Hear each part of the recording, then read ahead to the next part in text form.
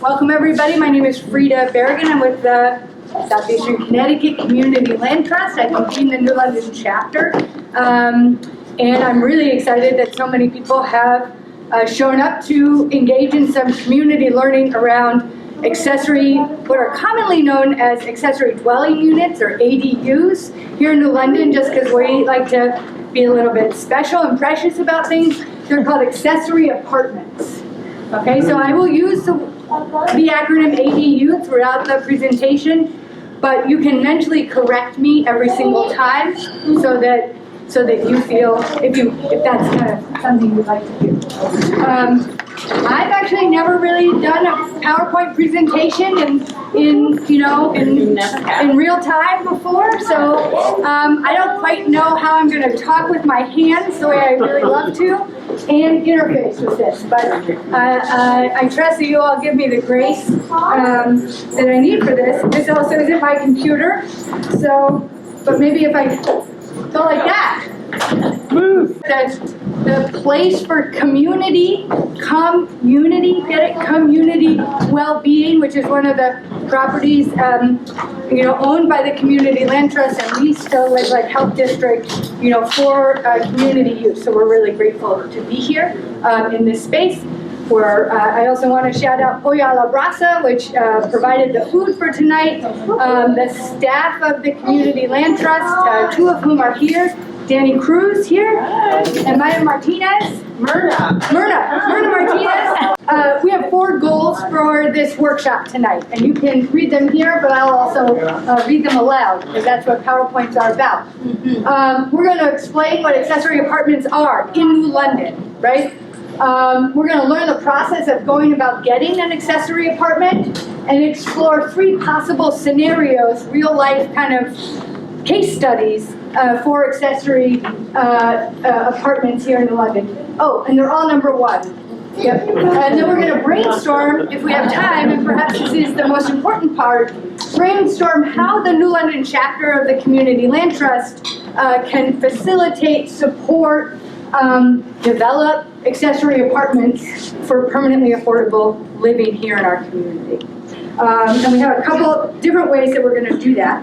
But before we get into our agenda, I'm going to invite Myrna, no last name needed, just to say a couple words about the CLT. I'm just going to welcome you, everybody. Myrna Martinez, and I think part of the confusion is that another of our buildings that we are shepherding to their building owners. It's Hearing Youth Voices, 30 and 32 Broad Street, and so Maya and I now circle around each other so much that I think we're merging. That's what's happening. So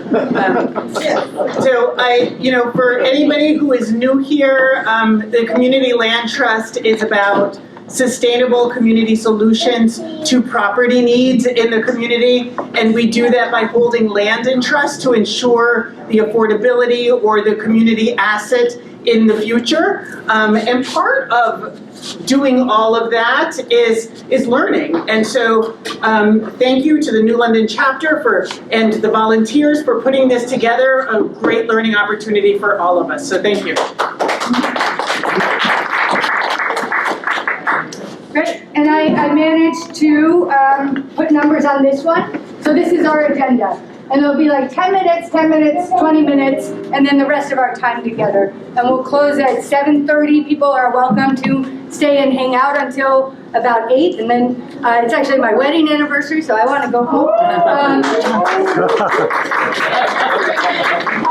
How many years? 14. Yeah. Tomorrow is Bob and Rana's wedding anniversary.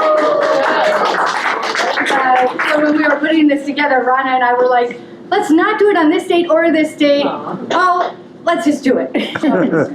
So we celebrate love in this moment too. So Rana will speak first about kind of just give us an overview of accessory apartments in New London. And then we're going to hear from people who have done it.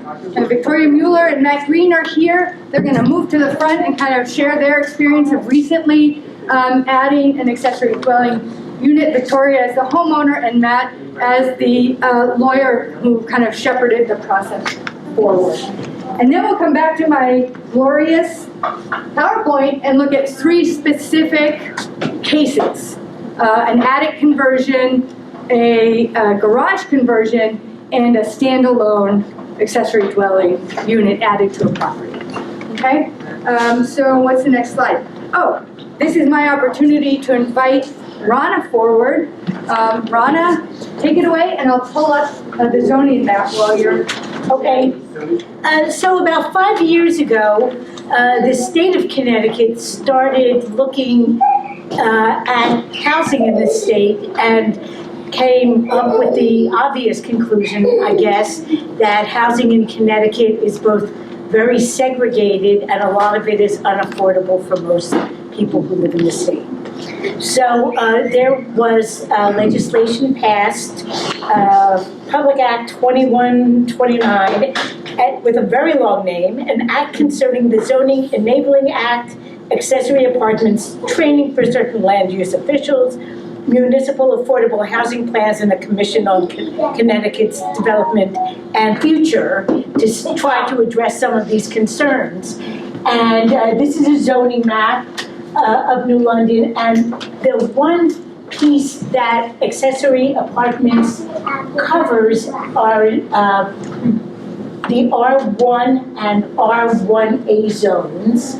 So throughout town, there's the kind of beige zones, which is several both very old residential neighborhoods and some that are kind of not maybe so old near Ocean Beach, but a place where smaller lot sizes were indicated. And the R1 zone, the single-family residential zone, is that pale blue.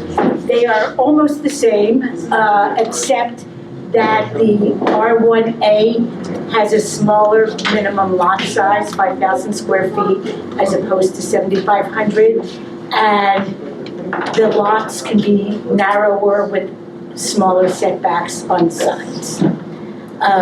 So when we talk about accessory dwelling units, we're only really talking about things that became permissible in those 2 zones. And you know, accessory apartments were such an important part of this piece, and you wonder why. And I think the reason is that they were considered a kind of a way that things could be scaled small, but have a really huge impact that's universally beneficial. So this is from the Desegregate Connecticut page. What's good about accessory apartments? They encourage multi-generational family living, help them remain in their familiar neighborhood throughout their lives. You know, when they're young adults, they can stay in their neighborhood. As they become elderly and may need to live near family or helpmates of some sort, it's also helpful. They don't have to move.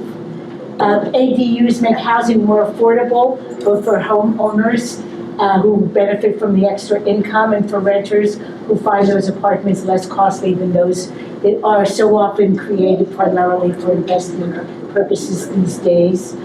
And they're built on lots where housing already exists, so they increase housing supply without requiring expansion of municipal infrastructure, causing sprawl or changing the look and feel of the neighborhood. So they're kind of a win for the town. They grow the grand list because adding an apartment raises the value of a property. They reduce the per unit infrastructure maintenance costs because the streets that the ADUs are already getting trash pickup, they're already getting snow plow, they already have sidewalks on them. There isn't much new infrastructure to go in place. As it mentioned on the slide, it doesn't really change the look and feel of the neighborhood much, even if it's in a separate building. It's going to be in the backyard, not in the front. So the sidewalk view stays pretty similar. For the homeowner, it increases the property value and at the same time provides an income stream. For the tenant, it's usually more affordable, and it provides an option for family members who can't live totally independently and benefit from being near family. And for the planet, because it's a way to live in a pretty high quality way while using resources in a very modest way. And this kind of density contributes to more walkable cities as well.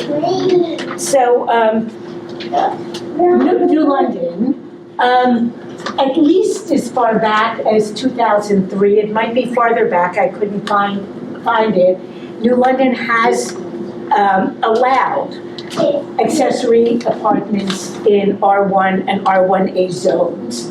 However, in August of 2023, New London's rules were relaxed, partly in conjunction with the state action.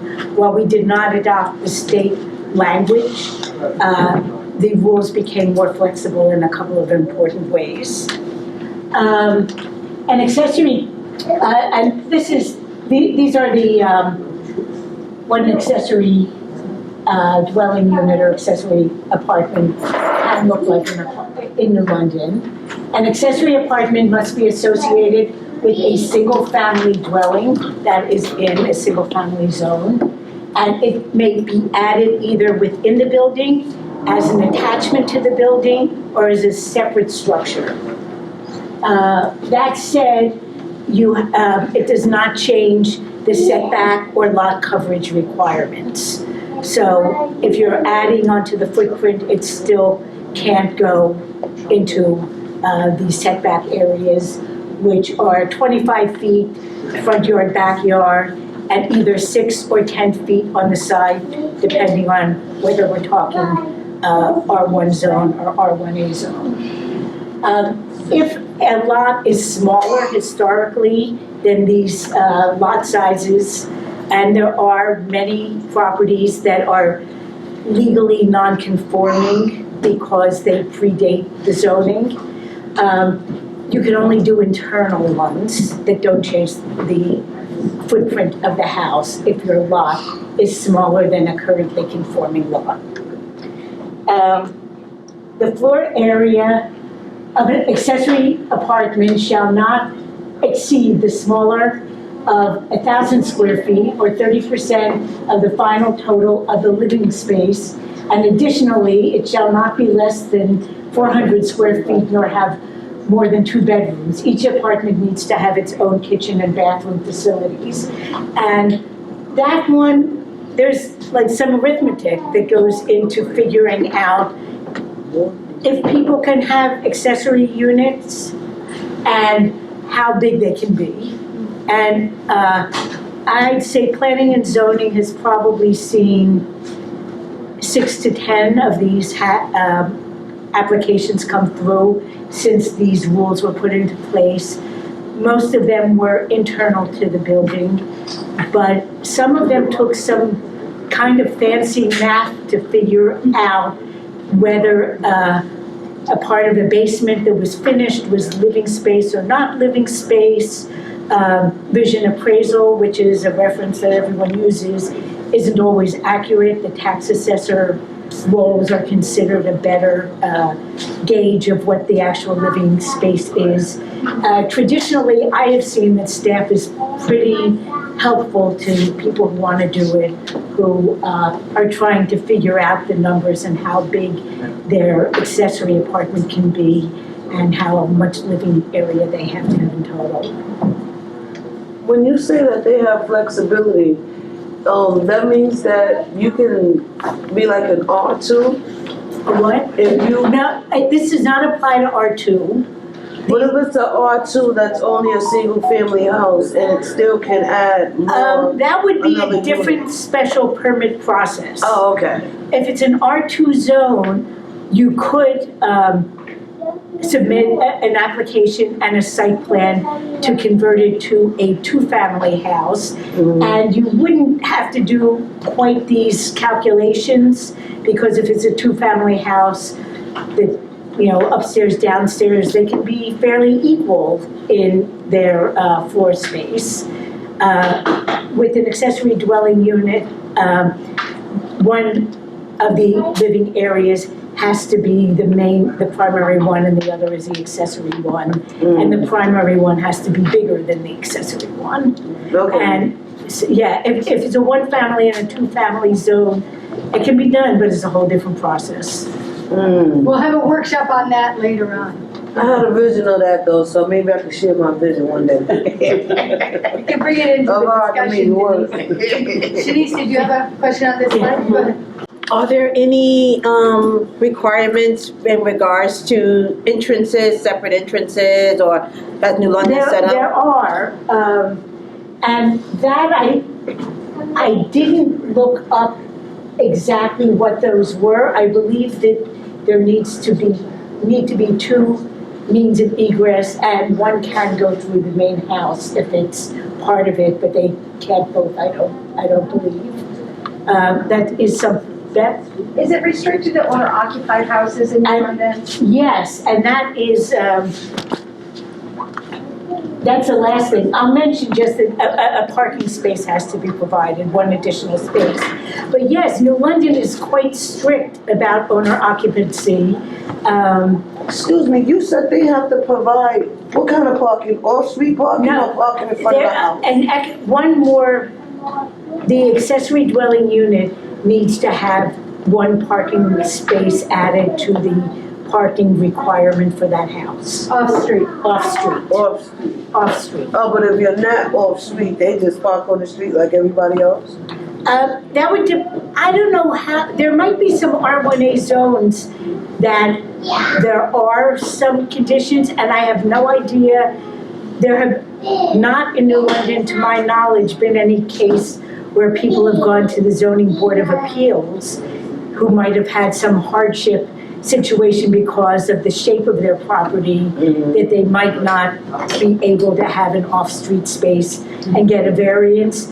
I don't know of any precedent on this accessory apartment law yet.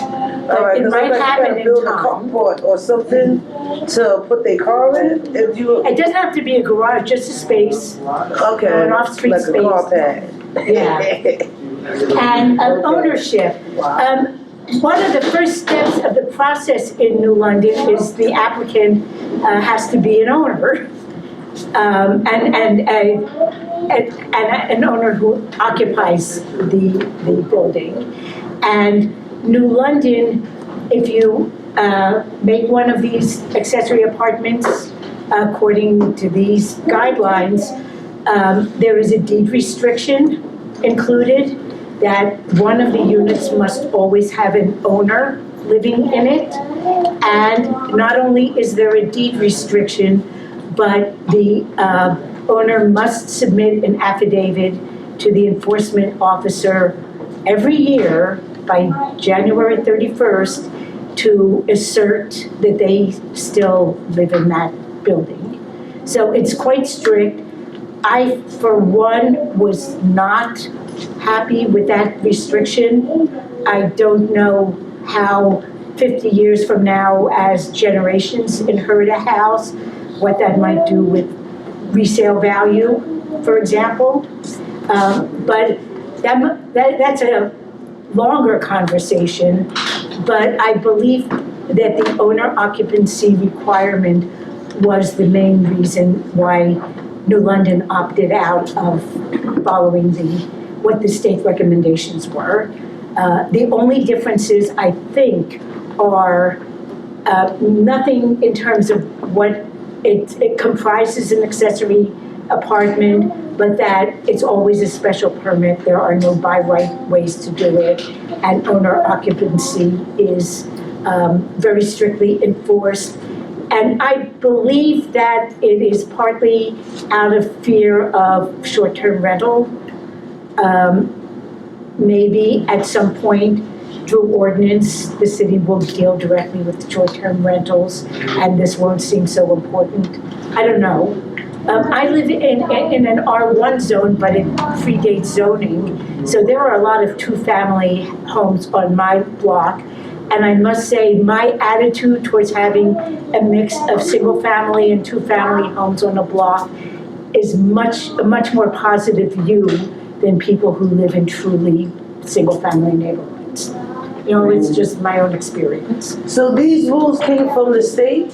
Now, these rules are the city's rules, but the state was putting pressure on the cities to make the rules more flexible. And they did make them more flexible. It used to be the ADU could only be 25% of the floor area, and it was raised to 30%. And it used to be, it had to be a house that was already in existence. So I think that's about it for this part. Thank you. We're gonna hear from somebody who went through the process and then do these case studies and then have more time for questions and answers. So Matt, thank you, Rana. And Rana will be around to talk afterwards. Yes. Too. So I'm gonna invite Matt and Victoria up, meeting for the first time right in front of all of you. Never met before. Hi. I'm meeting you guys. Oh, hi. Hello, hi. Nice to meet you. Thank you. Victoria. I know, I mean. Rana said about 90% of what I was going to say. I was involved back when they wrote the regulations in the city of New London, as she made reference. There was actually an Affordable Housing Act which caused all of this, and as she indicated, New London had already had a regulation for accessory apartments, or accessory dwelling units, and what we did was we modified it, and we opted out to have our own regulations, because otherwise then you would have to follow the state regulations. And I think actually what we did in New London, it just took what we had before and it tweaked it a little bit, and I think it tweaked it in the right way. One of the things that she mentioned is only allowed in the R1 or R1A zone. And the idea is, you know, when you're talking about having it to be owner occupied, otherwise if you had these accessory dwelling units, you would then have two-family homes in a single, in a single family home district, and you want to get away from absentee landlords. I'm a firm believer that home ownership and being pride in your home helps the neighborhood and helps everything. So, I know we have in the audience over here the chairperson of the, what are you chairperson of? What are you executive? Housing is in there.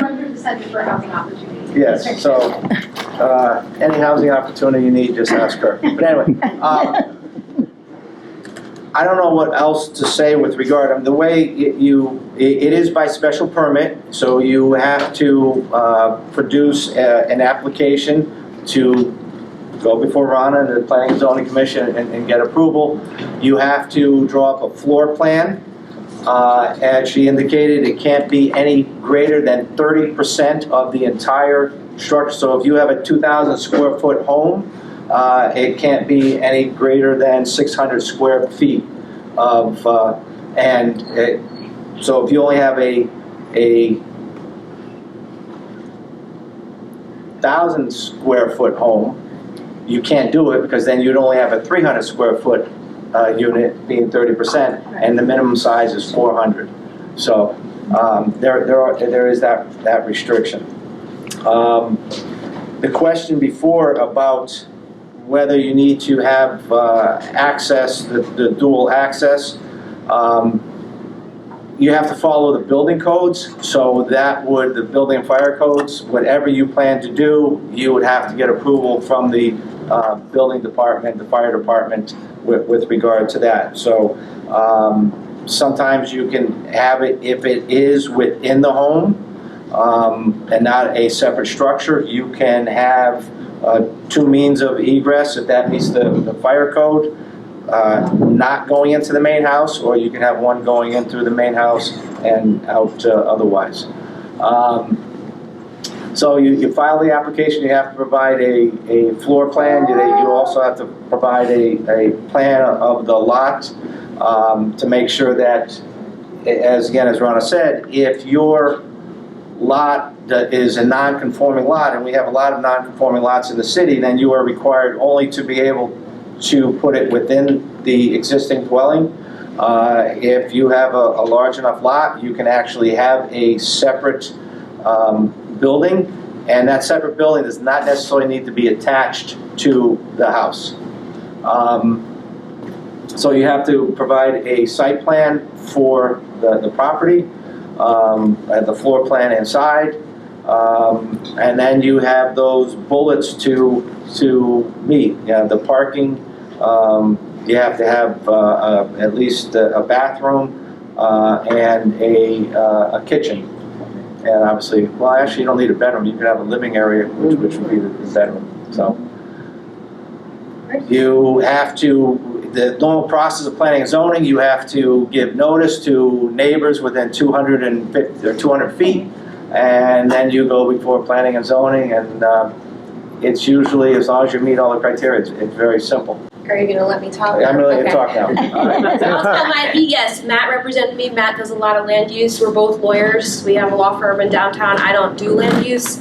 And we bought our house a few years ago, and one of the things that attracted me to the house was that upstairs, it's basically a ranch style house, but upstairs there was like a partially finished area that had 2 rooms and a bathroom. And that attracted me because I want my dad to move in with me. It's just my dad and me. My mom's passed away, my brother's passed away. It's just the 2 of us, so I know where it's going. Figure may as well consolidate our lives and get him in. And so we started the process, and Matt obviously helped figure out the legalities of it, and actually he just moved in. So it was a very straightforward process, and we got a lot of support from our neighbors. I sent those letters out, and I made Matt let me actually sign them and say, "Hi, I'm your neighbor doing this," and everyone was very supportive, and it's been great. Honestly, my dad's there. It's awesome. My kids are super happy. My dad's super happy. We have dinner together. He parks in the driveway. It didn't really cause any big change to our neighborhood. In fact, I think it really just improved it. So the experience for me was, it couldn't have been easier. I highly recommend it. And again, the house was suited for it. So it was kind of a no-brainer. In her case, In your attic? So when you come up in my house, like you kind of come into the entryway and there's a staircase upstairs. And if you go up the stairs, most of it is my attic. There's a door there and an attic. And then if you opened up the other door, there was a little hallway and 2 bedrooms. And from what I know, the house was built in 1970. I don't know if they ever had a permit for what they were doing up there, but I know anecdotally that they had guests stay. When they had the kids coming over from college, their friends stayed upstairs, there was a bathroom. Is there another egress layout? Where there wasn't. The first thing we did was build a deck off the back of the house so that we could replace what was a window and make it a door. So that my dad would have a separate means of egress out besides coming through the house. So we had the deck built, and then the second phase of construction started a little more recently. But there was an existing bathroom, there was existing plumbing. That kind of helped me with the building department. And it just helped overall because there was some existing infrastructure. But How, from kind of the moment of, this would be a good idea, until it being finished and, certified to be livable, how long was that process? I don't know, Matt, how long was it? When did we we got zoning approval, I think was in January. It was, and we Of this year? like we applied, he got the application. I remember we were trying to hit a certain, you gotta get your time in to hit the meeting. And I wanna say that it was in the beginning of the year, and I will say this, the one thing, I do zoning in other towns,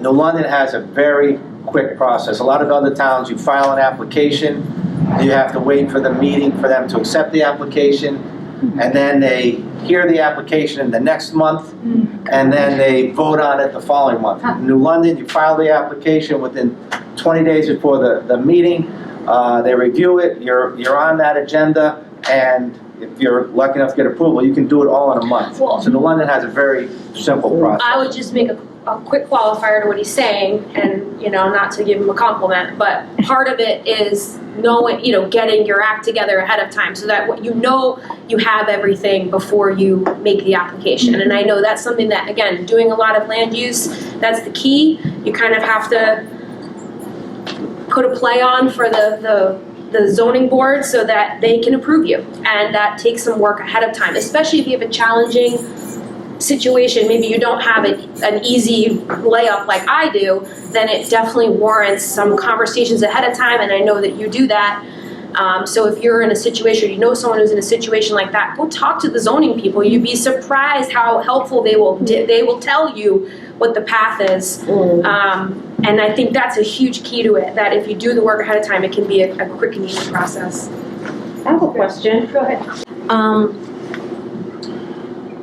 Aside from renting it as a space, what would be the benefit to a homeowner if they're using it as a space within their family? So like you said your dad lives in that space. Yeah. What is the benefit? I To don't the know. homeowner? He hasn't paid me any rent yet, so I don't know. We haven't discussed Yeah, that. the benefit for her Going through is the he's there to process with babysit the zoning. kids when she's not there. Oh, yeah. So No, what- I mean, the benefit to me was just again, just from an emotional family benefit that my dad is moving into my house. It made sense to my family that this is what we wanted. It was only to have him move in. There was no economic, I mean, I guess maybe there's gonna be an economic benefit. Maybe. You could have had him move in without doing the full thing or no? Yeah, You could have just done the rehab, moved him in. We could have. and you would not have had to you could have made those 2 rooms upstairs bedrooms, have access, no different than anyone who has stairs going up to a 2nd floor. You could have bedrooms on the 2nd floor. But he's, you know, I wanted him to have his own life. He's not moving in to be my, you know. He has his own address. What's that? He has his own address. Yeah. So we had Andrew and then Liz, and I see Alicia. Same question. I wanted to know why you rezoned it if it was just your dad. Why not just have him move into the house? My lawyer told me I had to do it right, so I did it right. And also, You again, have to like, be your dad. yeah, no, I mean, to me, I didn't anticipate, I needed him to have his own kitchen, his own bathroom, his own life. That's why. You know, it was not that he was moving into the family. It's that he owned a condo. It became, I'm his lawyer. I said, Dad, I think it might be time to sell that condo. There's some monkey business going on with the condo association, and it's gonna lower your value. So get out while you can. And that's kind of what started the ball of, okay, the deck's ready, let's sell your condo, use the money to build out upstairs. All right, so while you, Oh, sorry, we got a stack here. I'll just also say that, when you sell your property, you're I'm never selling selling it, I'm gonna die in that house. That's good, I don't okay. care. We'll remember that. Who was on my list next? Liz, and then Alicia, and then I'll come back to Denise. Go ahead. sorry, No, you're good. Really quick question, and then something I wanted to add.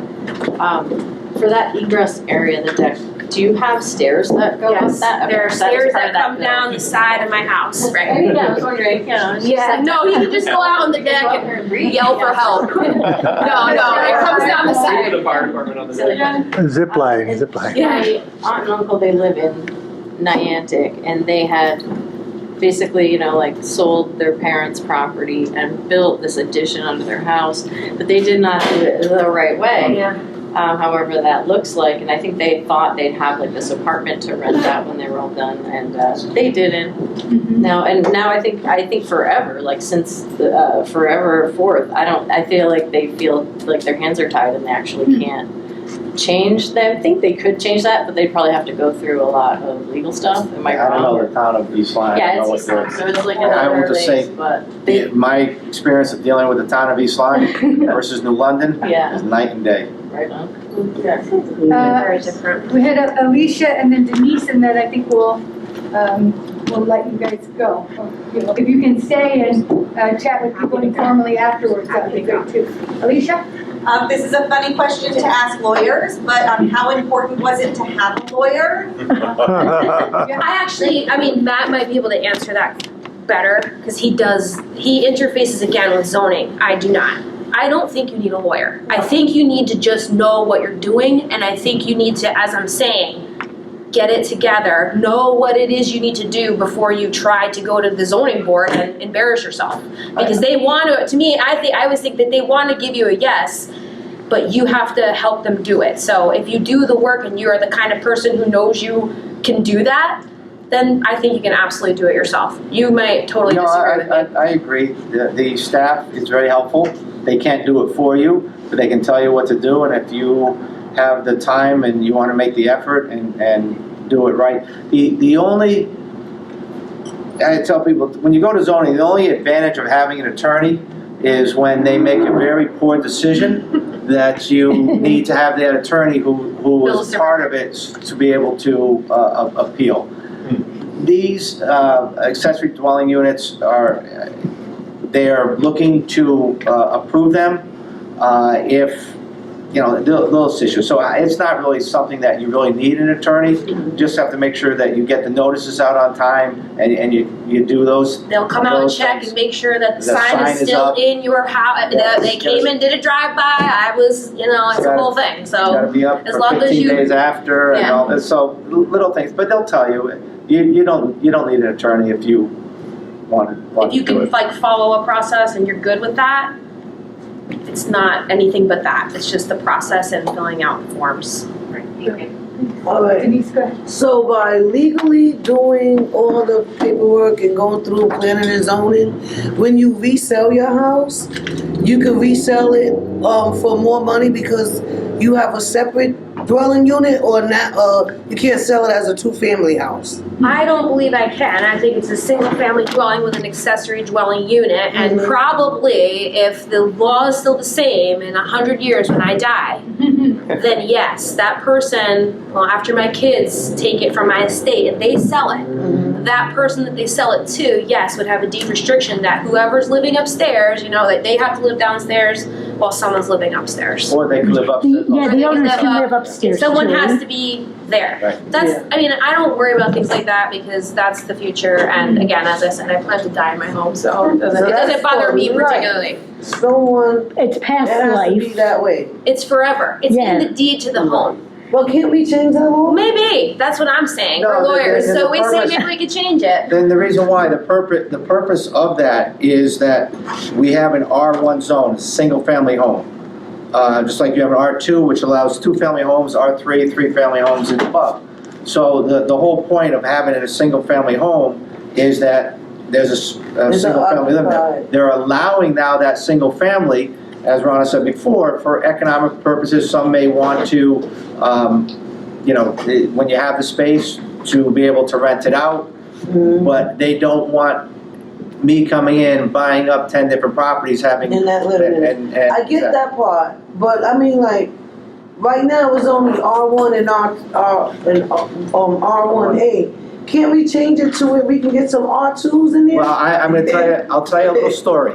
Years ago, and I don't know if you were on the board back then, on the commission, but I had a place, I had a client on Crystal Avenue. And I got them, it was a two-family, and I was able to write a regulation that allowed them to have an accessory apartment for the second family. But when they rewrote this regulation in 2003 or whatever it was, they wiped that out. Oh, wait, yeah, that was before my time. Yeah, they wiped that out because apparently they did not think it worked well. So, but I did write a regulation that was approved by the commission that was part of the regulations for a number of years until they decided to get rid of it because they felt that two-family homes should be two-family homes, three-family homes the same. You know what, at some point, there are a lot of two-family homes or three-family homes that have an attic that could have, in this particular case, that's exactly what it had. It had an attic, it had a separate kitchen, it had a separate bath. But in that case, they had to be family related. Okay. In these, you don't. You can rent it out to anybody. But in that case, that the old regulation required whoever was living in one unit had to be related to the person in the other unit. Because you had to go through that apartment to get to the attic? They had a back stairwell that they shared, Oh, okay. so. Matt, Victoria, thank you so much for You're welcome. making it seem doable. And, so, Denise, I'm with you a little bit in the like, why can't it be different, right? But we're gonna ground ourselves in sort of what it is right now for these case studies. Before I go into the case studies, I'll say just a couple things. One, I just want to, a few reminders about the town we live in, right? And the context that we're kind of pursuing this line of inquiry in, right? So New London is a town of 27,000 people, 367 people. 58% of whom are people of color. There are 11,138 households in New London, and only 38% of those are owner-occupied. And this is data from Data Haven 2023 Equity Report. 45% of New London's households, whether they're renters or owners, are cost burdened, right? Which means that their housing costs take up 30 or more percent of their monthly income, right? So 45% of us don't have a cushion for expenses that kind of come out of nowhere, right? Median household income in New London is a little over $50,000 a year, and that's compared to the statewide average, which is $83,000. So, within quite a wealthy state, we are a very poor community. Based on all of this, affordable monthly housing costs for our area are $1,411 a month, right? That's kind of taking this $50,000 median household income and, kind of figuring out that you should pay $1,400 or less for your rent or your mortgage. Now I've forgotten how to use my special machine. So $1,400 or less, right? But also that's for a household, not for individuals. So while there are 82 studio or one-bedroom apartments in New London for rent right now for $1,400 or less, there are only 36 one-bedroom apartments. So a lot of those are studios. And there are 13 two-bedroom apartments for rent for $1,400 or less right now. And there are only 5 3-bedrooms in New London. This is from Zillow today. There are 17 studios and one-bedroom apartments for $1,200 or less. And there's a single apartment for less than $1,000 in the entire city. It's a studio apartment. It's about 350 square feet. It's on Grand Avenue, or Grand Street. So that's just like a little context for this exercise. Other kind of things I want to say by way of introduction. I want to say 2 other things by way of introduction before I get digging into this. The impetus for this workshop came from, like lots of times we have these New London chapter meetings and people are like, let's have a village of tiny homes. Like that would be super cute. Like let's just have tiny homes. Like, oh, I've been reading about these tiny homes. And kind of it comes up again and again and we never kind of actually pencil it out. Or like assert and remind ourselves that you can't have a village of tiny homes in New London by the regulations as they are right now. You can have 1 accessory dwelling per owner-occupied home, right? Like those are the constraints, right? So to kind of really think about how, is this a tool we can use in the context that we're living in right now, right? So kind of grounding ourselves in that and then like allowing our brainstorm to be less about like village of tiny homes and more about like how do we finance like a conversion and support homeowners in adding this, feature and this income stream, and can they do it in such a way that they're offering affordable rents within, the kind of the granular economic context of New London, like right now, right? So that's kind of where the impetus for this came from. So as we look at these three case studies, an attic conversion at 246 Connecticut Avenue, a garage conversion at 46 Gorton Street, and a new standalone accessory apartment at 134 Ledgard Street, I want to just say thank you to Maya and to Dan and Liz and to my husband Patrick for like putting up with these this kind of math that I've been living in the last little bit, and also to express thanks to Colin Potter, local contractor, and Arthur Lerner, local contractor, man about town, CLT member, for helping me kind of think these things through. I'll say, I obviously don't work for the City of New London. I think that's obvious, right? I work for the City of New London, and I'm not a zoning expert, but I've kind of done this math and sort of put this stuff together. And if anything's wrong, it's Patrick's fault. It's not. Just kidding. Okay, so first is 246 Connecticut Avenue. Right, this is the Patrick and I's home. Just a couple of blocks from here. It's in an R1A zone. It's a 4-bedroom house with 856 square feet of living space. Our basement is very short, so it's not really a great place to live. But our attic is soaring. It's beautiful up there. I'll show you a picture. You can see, what? So gorgeous, right? We live, and we have 0.13 acres of land, right? So 13, wait a minute, we have 0.13 acres of land. So we're big enough for an accessory, even outside of the house, but not really. We have a front and a back stairs inside of our house, but just from the first floor to the second floor.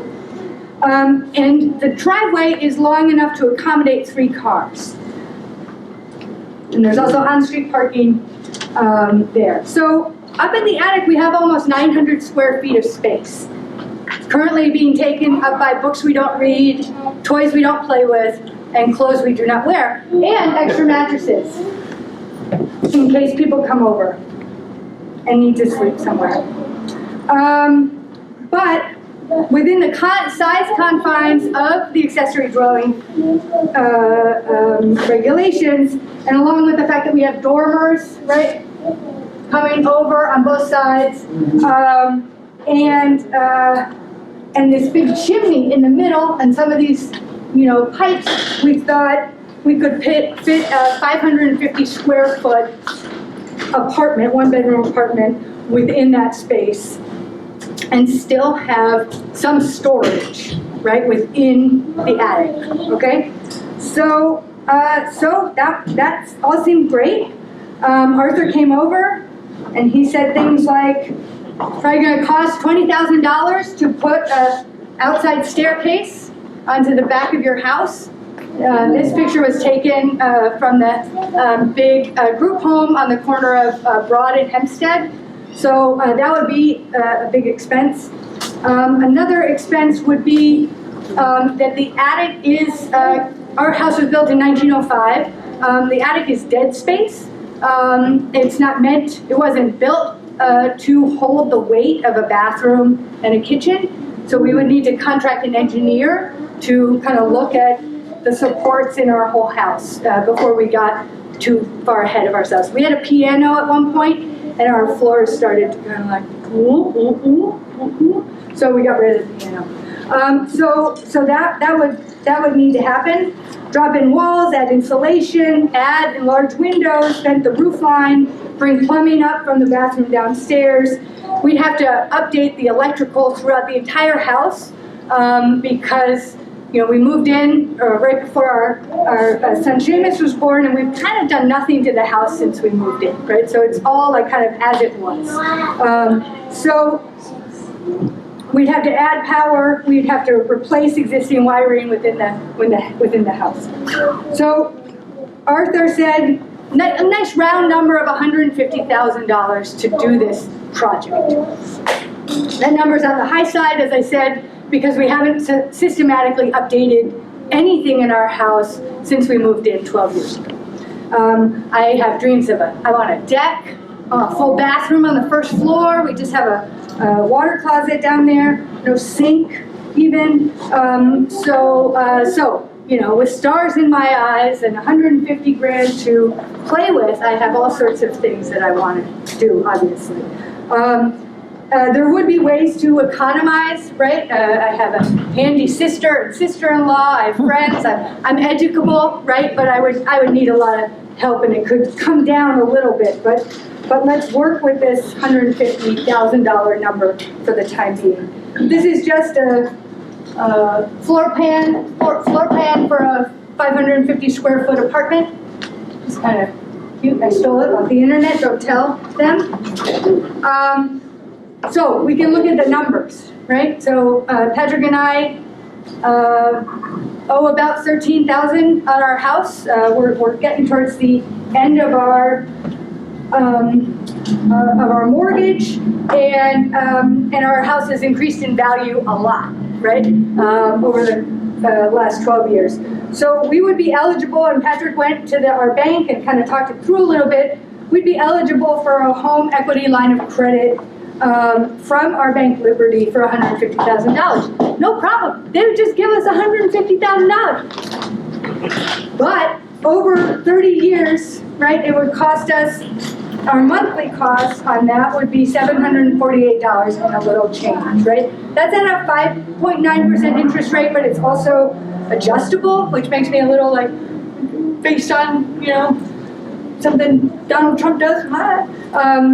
So that amounts to, if you do the math over the whole long life of this loan, we pay $119,000 in interest alone, right? Which is a lot. So $300, a little bit more than $300 a month, it comes, you know, is we're paying for the privilege of borrowing that money, and that's a high cost in our mind. But especially because we bought with a 0.2% interest rate, you know, back in 2012. But that 748 kind of, it does turn into a doable monthly payment, right, for us, and gives us the wherewithal to offer an apartment, you know, for $1,200 or even less, right, once it's all said and done.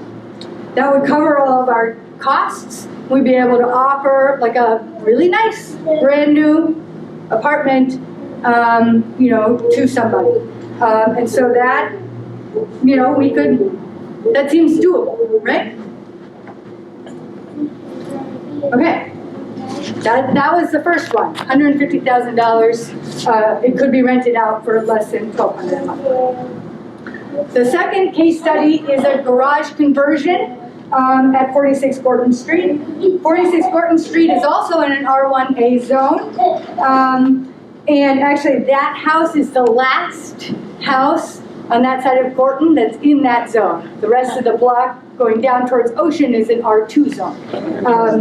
So 46 Gorton Street is a 4-bedroom house. It has 2,100 square feet of living space, and it's a 0.21 acre lot, 0.12 acre lot. So it's big enough to accommodate this, given the strictures for planning and zoning. The garage, handily enough, is already 400 square feet, right? So easy in that way, and the footprint is all there. And unlike my attic, because Maya maybe hasn't been there that long, it is not really full of stuff yet.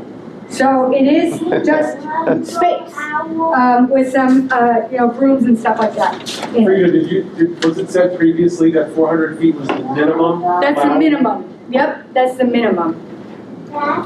Correct. Yep. Colin Potter and I went and looked at it, and Maya set that up for us, and he said, oh, this would be a straightforward conversion. There's already basic electric. The house is recently renovated and has been upgraded in terms of that electrical capacity. it would need to be connected to the city's water and sewer, and he wasn't sure in that moment, for the purpose of this exercise, whether that would be a trench to the house, which isn't too far away, you know, it's maybe 15 feet or something, or all the way out to the street, which would be quite a long trench. And that would be a significant expense if it was all the way out. Wouldn't that be 2 water bills? Yes. But it's supposed to be an R1 with 1 unit, so you shouldn't have to pay for it to go from the street, right? Because then that's a separate water bill.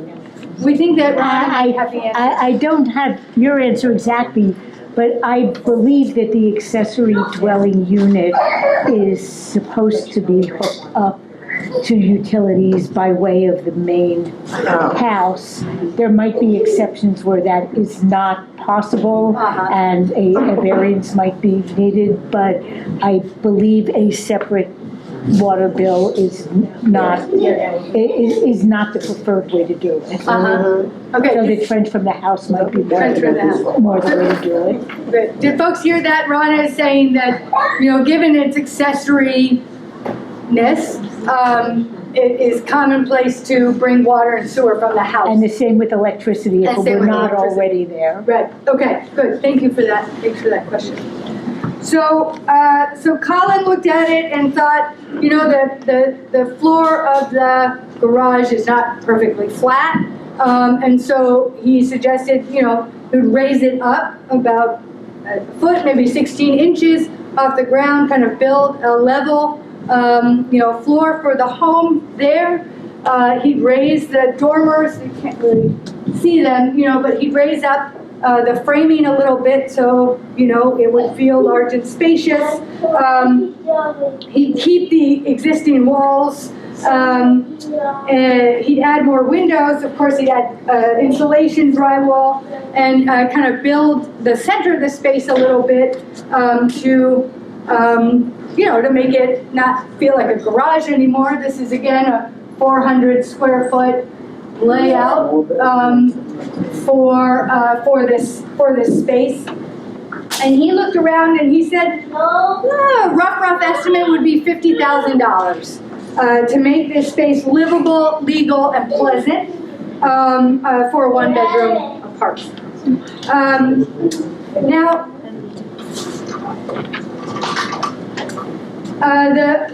the residents of 46 Horton Street are brand new homeowners, right? They don't have that loan to value ratio that lenders are looking for, right? Matt and I have been in our house a long time, right? And so it wouldn't be possible for them to borrow $50,000 right now, right? But if we were going to move forward with this, you know, perhaps the Fund for Land Equity, the revolving loan fund that the Community Land Trust is connected to, could be a source of financing for a project like this. And so, you know, this is just kind of the math on what a 5% interest loan from Equity Trust for 5 years would be. Equity Trust only loans out for short periods of time, right? They're meant to be bridge loans to other sources of funding and stuff like that. So, but there would be monthly payments of $944 and a total of just $6,600 in interest over the life of the 5-year term, which isn't so bad, right?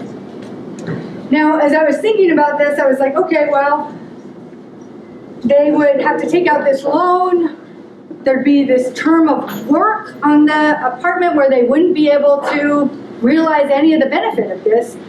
So perhaps at the beginning, they would need to charge a little bit more to kind of get those monthly payments.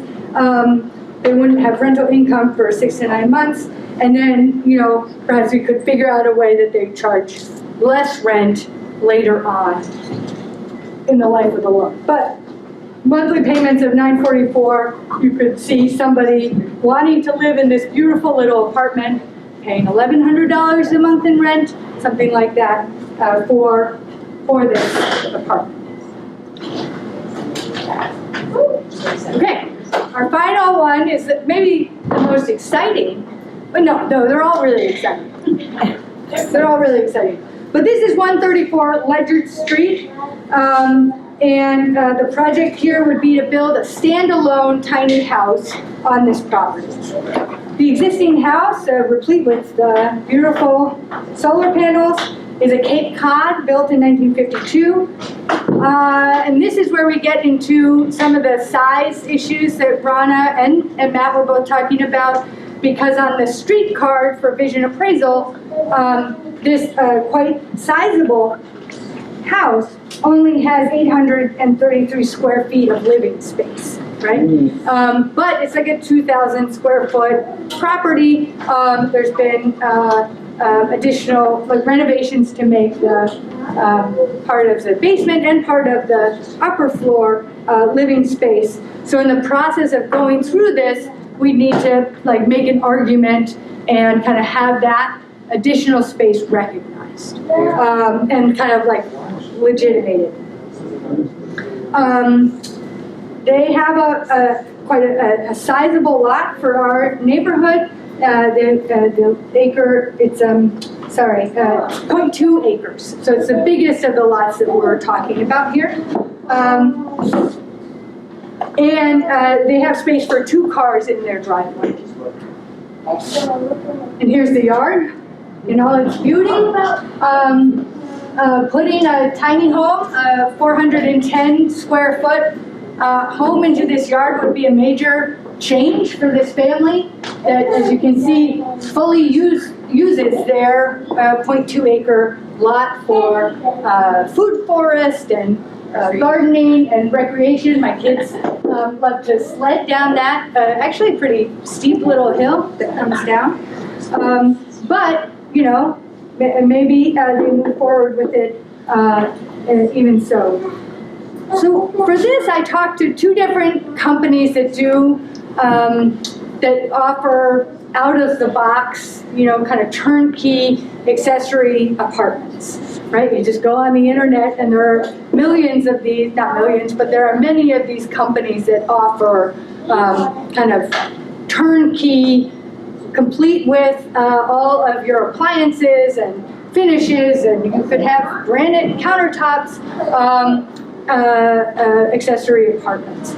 So I talked to 2 different companies and I got 2 very different pictures, right? From a company in Ohio, I got an $89,000 price tag for a prefabricated 400 square foot tiny house that would be put on a flatbed truck and brought to Ledger Street, maybe lifted over the top of the existing house and plopped down onto a foundation that a general contractor hired by the homeowners would have already placed there, right? And from another project, I know that placing a foundation and bringing utilities out to it and all of that could be $70,000, right? So 89 plus 70.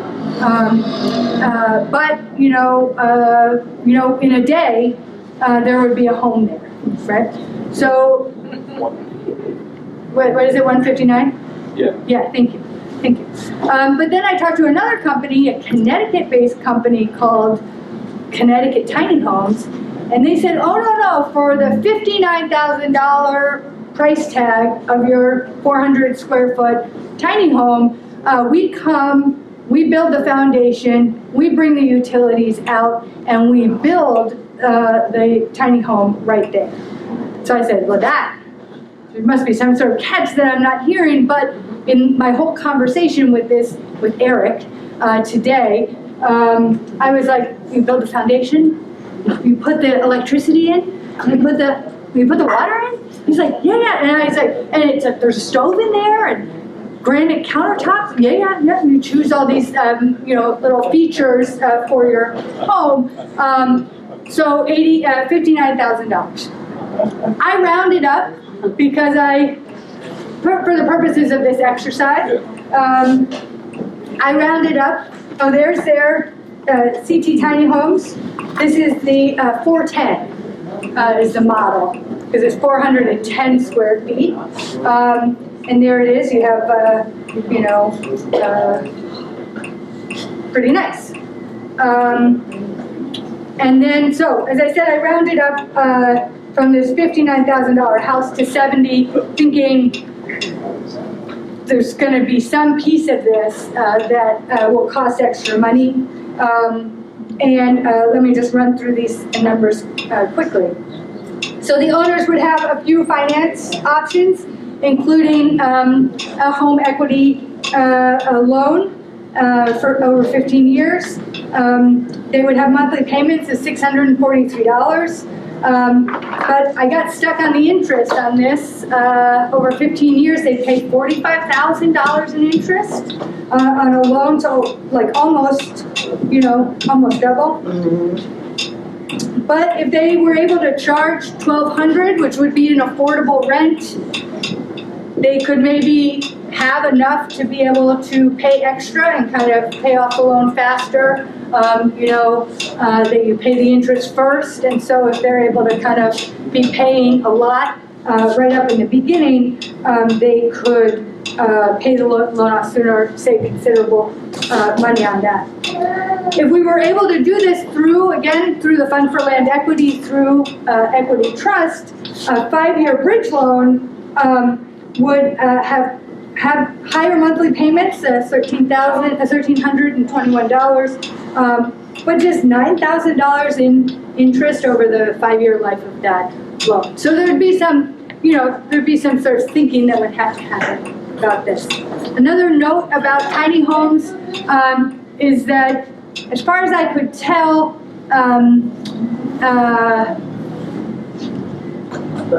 around traditional mortgages, banks aren't all that, this isn't very tried and true, right? Like they would have a little bit of, they would have some questions about all of this.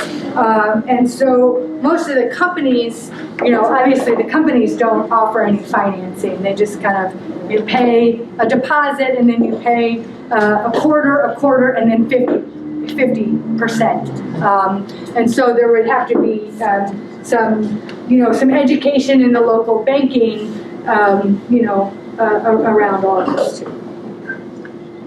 So that was my inquiry, right? Like that was like what I set out to learn. I thought in the course of this, I thought that the tiny home would sort of be the best bet. But at least at this moment, looks like the garage conversion is the one that is like the least amount of input, the quickest turnaround, the least risky, and able to provide housing and a revenue stream, even for an affordable rent, without charging $1,600 or something for your garage. That kind of made the most sense to me. One other note that I'll say is that I had a hard time factoring parking into all of this, partially as a New Yorker under reform. The city's preoccupation with parking drives me bonkers, right? And so none of these properties that we looked at have the kind of parking where you could just pull out, your car. Everybody could pull their cars out at the same time. You know what I mean? It's all stacked. It's all stacked. It's all stacked. And my sense, at least for the initial round with planning and zoning, that that's not what they want to see, right? And so, without enlarging parking in a significant way, again, I think maybe that goes through the appeals process where you make kind of a case about on-street parking, or because it's owner-occupied, like you're all gonna kind of work together, like this isn't gonna be a problem at any time. Anyway, I had a hard time kind of factoring that in. So that's a little bug in each one of these case studies at this point that I didn't know how to resolve it. So I'll say that. And then I kind of just wanted to leave drawing our attention to the affordable housing plan for the City of New London from 2022, which was a really nice plan that included in it reducing barriers to accessory dwelling units and actually addresses the parking issue. But when the planning and zoning went through the process, as Matt and Ronna both sort of explained, they didn't really take up any of these really good suggestions that were here. The other thing about 134 Ledyard is that the tiny home will need to be set back from the property lines in each direction, and that's not a barrier, but it limits. You know, the backyard looks really big, but it kind of limits the orientation and the location of the accessory unit within the backyard. So, and I didn't try and place the apartment within the existing backyard. That was kind of above my math skills of that. Or pay grade. It was above my pay grade, which is 0, by the way. Okay, so I'm gonna stop talking. I see a couple hands. I want us to kind of get to ooh, how do we finance this and organize around this and encourage people to do this, particularly people with garages, but hopefully that will kind of come out. So I saw Denise, I saw Myrna. Can I call on 2 other people that will help me just drink water and stop talking? A couple other questions? One more? Okay, great. So right. Denise, Myrna, Ronna, Yolanda. Okay, I have a couple of questions, but one is, do you own all these houses? Because you keep saying my kids slide down this. No, thank you. No, I do not. I own the first one, 246 Connecticut. Okay. The second one is owned by Maya Shepherd. Okay. And the third one is owned by Dan and Liz Spur. So they're all sort of so the we is the Community Land Trust. Because all 3 of those properties are, even if they're not like technically a part of the CLT, and my house and Danny's house isn't yet, but not for lack of desire, just there's no easy mechanism for that to happen to homes So you're all good neighbors. Good neighbors, and I just wanted to think about different ways that this model could be applied throughout the city. All right, and the second question is, you said that y'all would fund, well, there's the people who help y'all with your houses, Community Land Trust, y'all would fund the $50,000 garage rental for 5 years, and then you said the 70,000 separate unit for 5 years, right? Do y'all go past 5 years? And what's the highest amount that y'all would fund for? Yeah. So again, this is part of the exercise, right? Like this isn't, we would have to go through actually quite a lengthy process to access, funds from the Fund for Land Equity, but it's only for 5 years. There's no mechanism for it being longer because the reason for it is as a bridge, right? Okay. And so, yeah. So it's a fund that we borrow from and we pay back to, and if there's enough money in it to borrow from, we can. If there's not, if we have a lot of loans out, we just can't borrow from it unless more people invest in the fund. So if someone has a good down payment, they can get the $25,000 from your guys' bank to complete the project?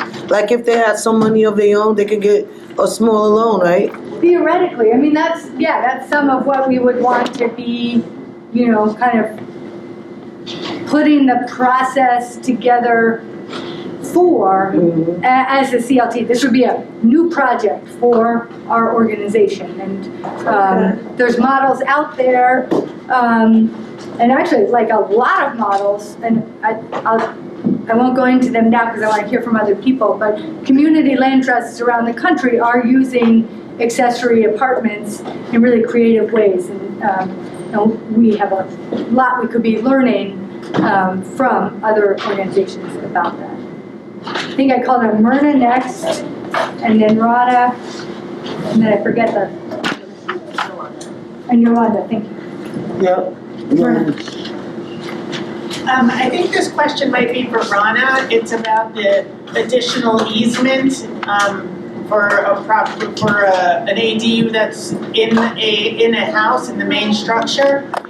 Does that easement need to be like a permanent exit stairway, or could it be something like a fold-out emergency exit? That's a good question. I don't know the answer, and I think Matt Green sort of touched on it and said one would have to talk to like the fire marshal and the building official for it, and if they sign off on something, you're usually good to go. Planning and zoning will just take their recommendation as, the expert decision. And I'll just add on to that in the course of this, I did reach out to Kirk Crispos, the building inspector for the city of New London, and asked, will I have to do this? Will I have to put a $20,000 fire escape on the back of my house? And he said, no, I can't answer that question yet. You go through the initial process, you get a permit for your conversion, and then I'll come out, I'll walk the site with your contractor, and then we'll talk about all of that at that point. So personally, I was like, that feels like a little bit of a deal breaker. I go through this whole process, and but anyway, that was kind of, I couldn't get to an answer at this point. Typically, a means of egress, I think is like a means of egress. I don't think it's an emergency ladder typically. Can you be louder, Arthur? I just don't think, I'm not sure, but I have a strong suspicion that a means of egress is like a hard-built actual thing, and an emergency ladder is not that. Yeah. Rana, and then Yolanda. Okay, I didn't have a question, but I had a couple things to say. One is the applications that we've seen at planning and zoning in the year and a half since this was built were almost always kind of easy cases. A lot of them were people who already had illegal basement apartments that were coming into compliance with the relaxing of the rules. And one very interesting recent one, someone who lives in South End of New London purchased a former doctor's office in an R1A zone near the hospital that had been a doctor's office on the first floor and an apartment on the second floor, and they're creating an accessory apartment on the first floor. And it's a family, once again, it's a family situation where the woman's mother is going to live downstairs and be the primary owner, and her two children, one of whom is, who are adult, but one of whom is disabled, will live in the other unit, so it's still going to be in the family. But everything we've seen, similar to what Victoria shared, they've been relatively easy things. And the only other point I wanted to make is the whole ownership area, where clearly Matt Green and I have a different view. Working through the Community Land Trust kind of makes it easier to comply with that, because the land trust, for its own reasons, is focused on owner occupancy. So I don't even know if the land trust would have to do the same kind of affidavit, or if it could just present the land lease terms and be allowed to use that for compliance. Yeah, thank you. Thanks for that. Yolanda?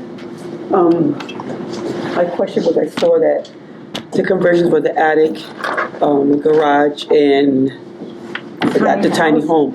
Can it be, like you talk about basement, can it be a basement that you can do this to too? Yes. Yeah. Do folks hear the question? Could you convert your basement? And yes. it would be kind of the same, Right. the same rules. I didn't have a good basement, or I would have done that conversion, but I think basements in New London can be quite tall too.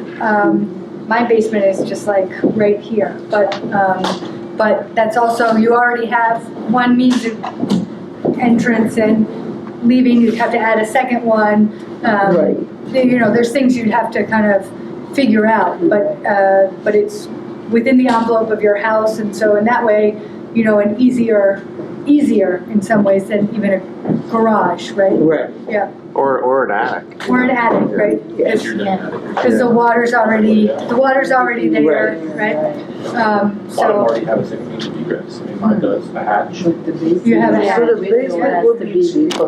The basement is cheaper, because I have one like that. You could have asked me. Oh, did I just fixed up my basement, but I can't rent it because the windows are, Too small. they have to be big enough, the fire department said, for a person to go through. No, my windows are big enough. I even have doors already So to you go out, probably like could to go do out to it, my 'cause backyard. I I have have to go down doors, and. you know, one upstairs to the kitchen, one to already the has, like, backyard. 3 But the unnecessary window doors. is too small. The very first application we saw under the new regulations, they actually came to the meeting the same day the regulations were passed, and we recessed and continued it because they needed that 25 to 30% floor space shift.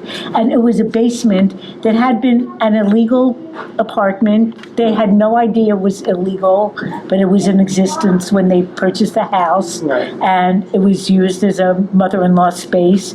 And I don't think they had to do very much at all to convert it to an accessory apartment. Because it was an efficiency, or they. I think it already had been converted to an apartment. But was it a one bedroom? I think it was a one bedroom. It was on Jenny Street. So a person, and there are only half a dozen houses on Jenny Street. So if you looked up that vision appraisal, I think it was 2 Jenny Street, they have an accessory apartment that's in the basement. And they had to do some fancy arithmetic to make the floor space match. I know in our basement, we have like an open finished part and 2/3 unfinished. And we can't put a bedroom down there, but we can leave it open because whoever would sleep in that bedroom, the windows aren't big enough for them to fall out of. So you can't make a bedroom, but if it's open, you might can keep it as an efficiency. So interesting. That's what I'm wondering if, Yeah, I don't know. because there's a way out the back and then up the stairs in the house. But you can't put a bedroom because the windows are too small.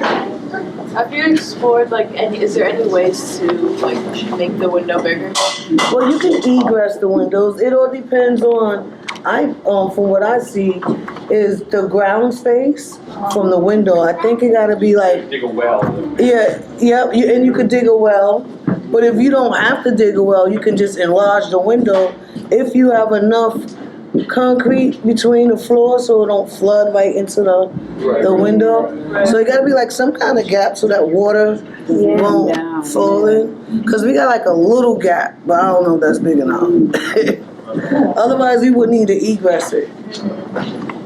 It's just about 7:30, so at which point we want to close this formal program and people can hang out. Looks like Maya and Alicia packed up some leftovers if people want to take leftovers with them. And I don't know if there's some concluding thought to carry us forward, or we just say thanks to one another for engaging in this way, and obviously there's a lot more to learn.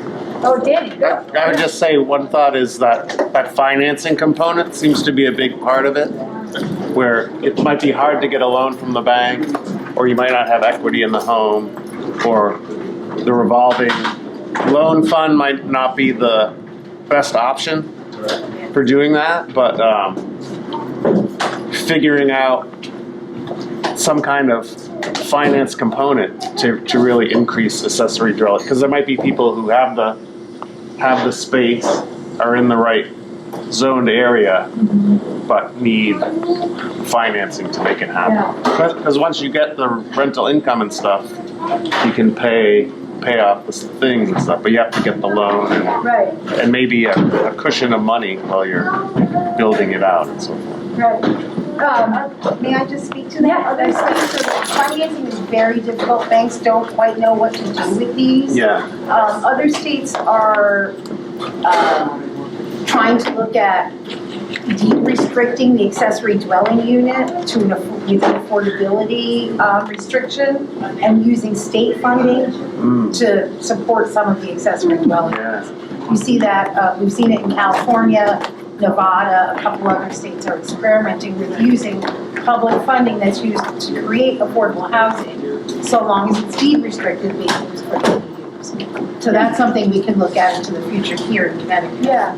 Some other, the Community Land Trust in Minneapolis worked with the city and with the banks to get the future income from somebody's mortgage, you know, to be able to say, well, I don't have $1,200 a month right now, but I will, right? And so right now, even that is a barrier. In Minneapolis too, there's an organization, I think it's called Yard America, which is basically just will for free to the homeowner, like cite an apartment or a standalone tiny home into somebody's yard. They rent it out. They kind of figure out who's going to live there. They manage the property. They collect the rent. And the homeowner doesn't do anything if they don't want to. If they want somebody to live there, I think there's a conversation. And after 10 years, the accessory unit becomes the homeowners. And so, you know, they don't have to deal with any money in the beginning. And I could send you, Beth, the article about this to sort of, you know, think it through. And so that program, you know, is, I mean, there's a couple $1 million behind it, but at a certain point it's sort of self-sustaining with the rental incomes. And then they, you know, we'll work with organizations who are doing re-entry for people coming out of incarceration, organizations that work with veterans, so they have these pools of people who are, you know, very much in need of housing and are really good tenants who have support of an organization sort of vouching for them and supporting them and all of that. Some of what, you know, you were thinking about a couple of years ago with Second chance. Yeah. So, so there's some cool work out there, but a lot of it is, you know, getting the financial entities to kind of come along.